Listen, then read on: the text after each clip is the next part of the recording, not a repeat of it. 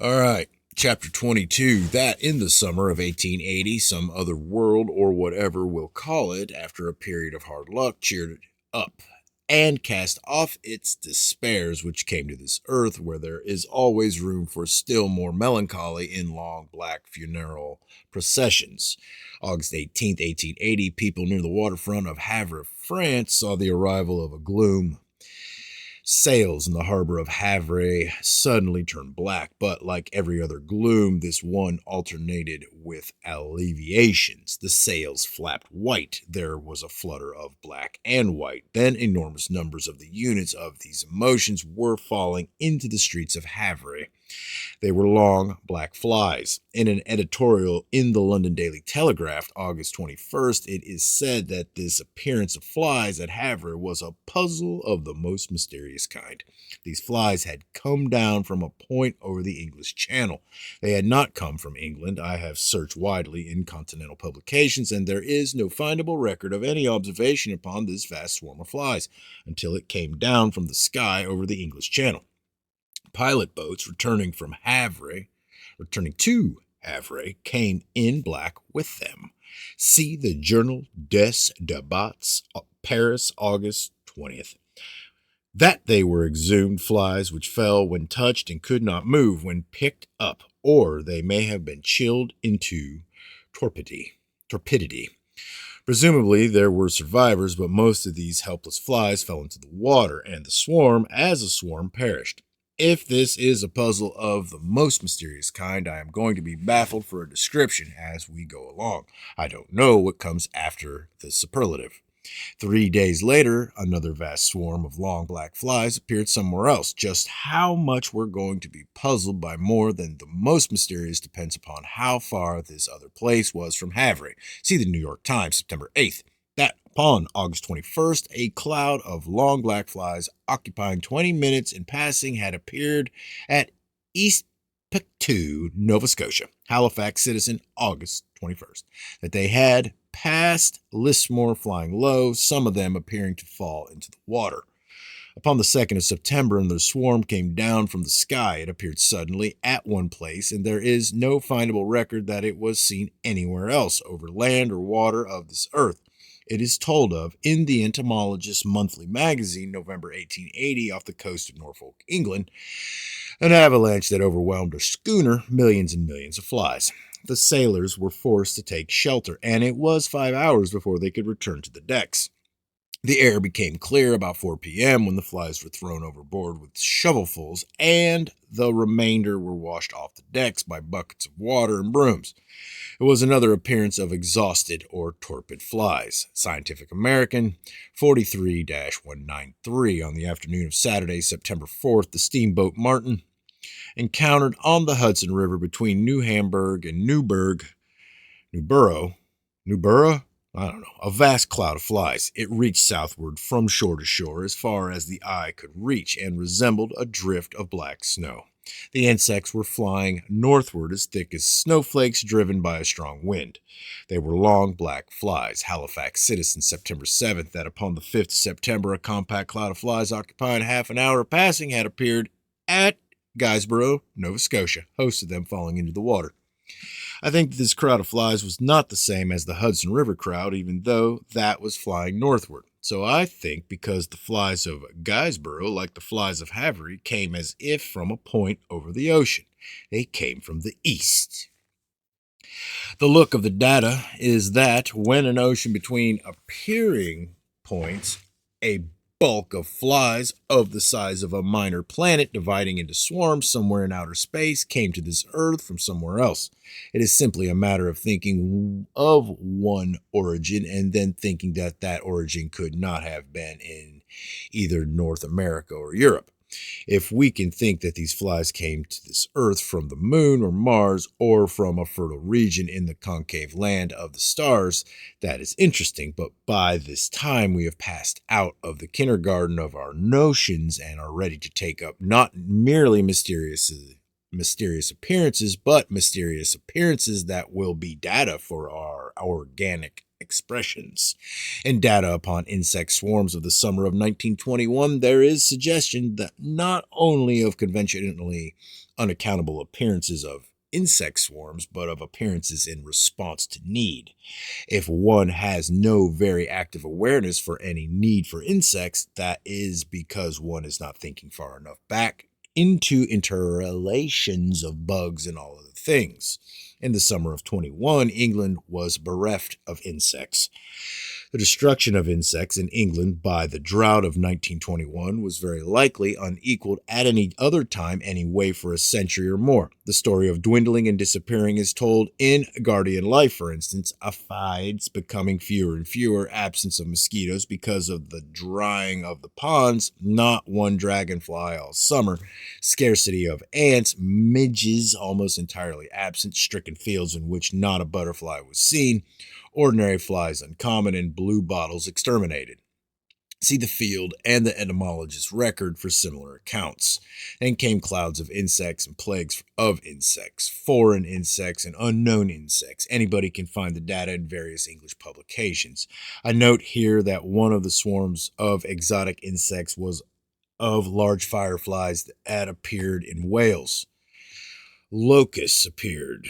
I suppose that almost any conventional entomologist will question my statement that vast swarms of unknown insects appeared at this time in England. Nevertheless, in the London Daily Express, September 24th, Professor Lefroy is quoted as saying of a species of stinging insects that it was unknown to him.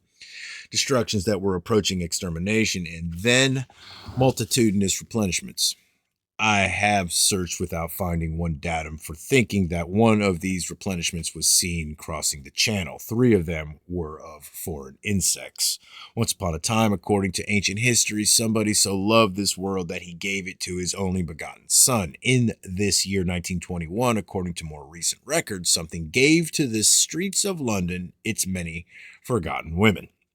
To starving humans, it gave a dole, but when its insects dwindled away, it bestowed profusions of bugs.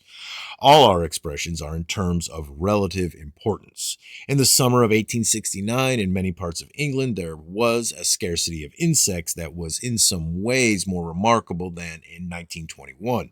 The scarcity was discussed in all entomological magazines of the time and was mentioned in newspapers and other publications. For one of the discussions, see The Field, July 31st, August 14th, 1869. Most widely noticed was the absence of one of the commonest of insects, the small white butterfly, Paris rapae. Some of the other ordinary plentiful species were scarcely findable. In the London Times, July 17th, a correspondent in Ashford, Kent, writes that a tropical or subtropical insect, a firefly, had been caught in his garden. In the Times of the 20th, of the presence of this insect in England is seemingly explained. Someone else writes that upon June 29th at Dover, only 15 miles from Ashford, he had released 12 fireflies, which he had brought in a bottle from Koblenz. But in the same issue of this newspaper, a third correspondent writes that at Caterham, Surrey, had appeared many fireflies. Weekly Dispatch, London. They were so numerous that people called them a nuisance. Even a firefly can't fly its fire without a man with a bottle appearing and saying that he had to let it go. There will be accounts of other swarms. Only titans who had uncorked mammoth caves and mountains of glass could put in claims for letting them go from bottles. The coast of Lincolnshire, and a riddance long and wide. The coast of Norfolk, several miles of tragedy. In the Zoologist, 1869-1839, someone reports belts of water, some a few yards wide, and some hundreds of yards wide, of a thick pea soup appearance, so colored by drowned aphids off the coast of Lincolnshire and off the coast of Norfolk, a band of drowned ladybirds about 10 feet wide and 2 or 3 miles long. Wherever this little dead comet came from, there is no findable record that it had been seen alive anywhere in Europe. Upon the 26th of July, columns of aphids came down from the sky at Bury St. Edmunds, about 60 miles south of the coast of Lincolnshire, massed so that they gave off a rank odor, and so dense that for anybody surrounded by them it was difficult to breathe. Upon the same day at Chelmsford, about 40 miles south of Bury St. Edmunds, appeared masses of these insects equally vast. See Gardner's Chronicle, July 31st, August 7th. Aphids had streaked the oceans, columns of others had come down like vast green stems from their fern-like clouds. Less decoratively, others darkened the sky. A new enormity appeared upon the coast of Essex about the 1st of August. According to correspondence in the Maidstone Journal, August 23rd, frogs of aphids had shut off sunlight. They appeared in other parts of southeastern England. They swarmed to such an extent as to darken the air for days together and to render it almost dangerous to the sight of men and animals to be out of doors. The 9th of August, the first of the ladybirds that reached England alive were reported at Ramsgate. 3 days later, between Margate and Norlight, near the mouth of the Thames, thousands of ladybirds speckled a vessel. This diseased appearance took on a more serious look, with blotches of small yellow black-marked flies, then spread a cosmetic of butterflies. These were vane swarms. Upon the 13th, an invasion was on. I quote chiefly from the London Times. A cloud was seen over the channel, not far from land, moving as if from Calais, reaching Ramsgate, discharging ladybirds upon the town. They drifted into piles in the streets. The town turned yellow. These were not red ladybirds. There would be less mystery if they were. People in the town were alarmed by the drifting piles in the streets, and a new job worth the attention of anybody who collects notes upon odd employments appeared. Ladybird shovelers were hired to throw the drifts into sewers. Clouds streaked countries. They moved northward, reaching London upon the 14th, pelting into the streets and filling gutters. Children scooped them up, filling bags and pails with them, and played store with them. Multitudes went on as far as Worcester. Upon the 14th, a countless multitude of other ladybirds arrived upon the coasts of Kent and Surrey, and these clouds too seemed to have come from France.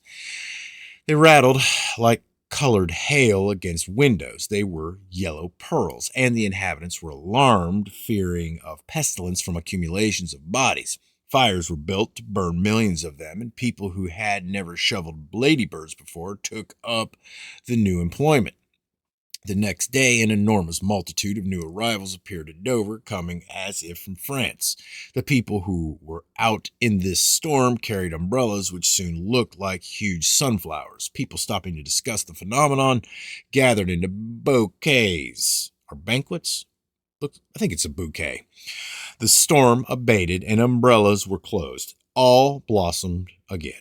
Another cloud rolled in from no place or origin that has ever been found out. These living gushes from the unknown moved on towards London, and in accounts of them in land and water are amusing descriptions of the astonishment they caused. There is a story of 5 hypnotized cats. A multitude alighted upon a lawn. 5 cats sat around, motionless, gazing at the insects.